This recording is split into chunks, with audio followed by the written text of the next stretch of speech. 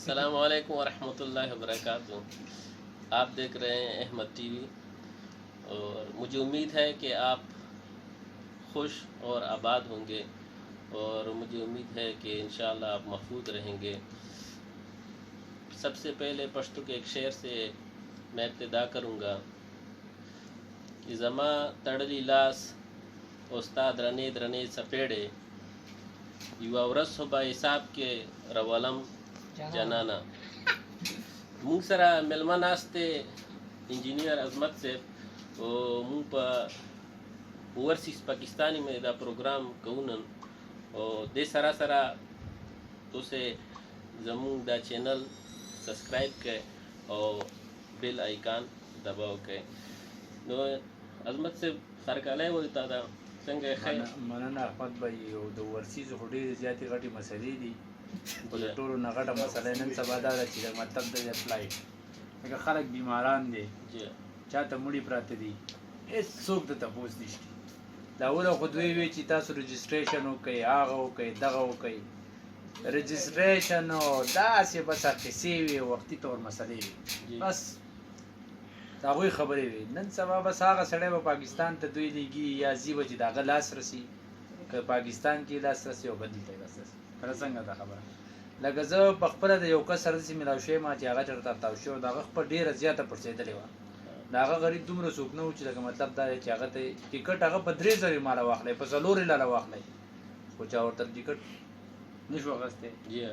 نو دا مسلې دي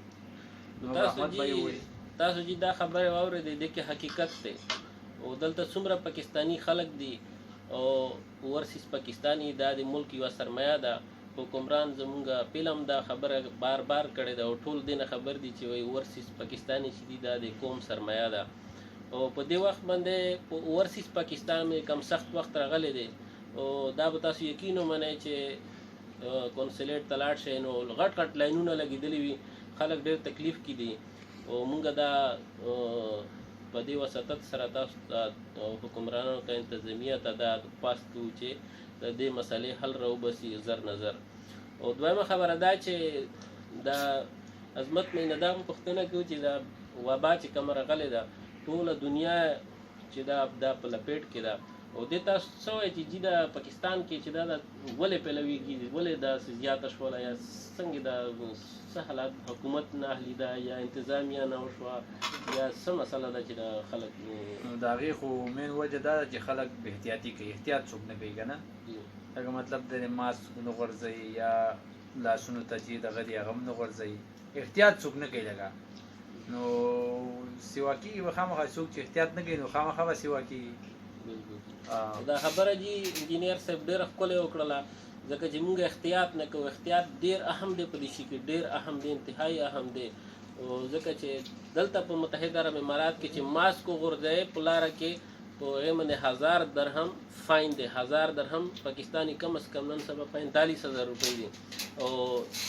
تاسو نه خواست دی ټولو پاکستانیانو چې خپل ځان او د خپل اهل عیال او خپل کور والا هغې باندې احتیاط وکړئ کور نه مه وځئ او کور کښې خپل اکټیویټي چې دي هغه لیمیټډ کړئ نو ډېره شکریه ډېره مننه تاسو السلام علیکم ورحمة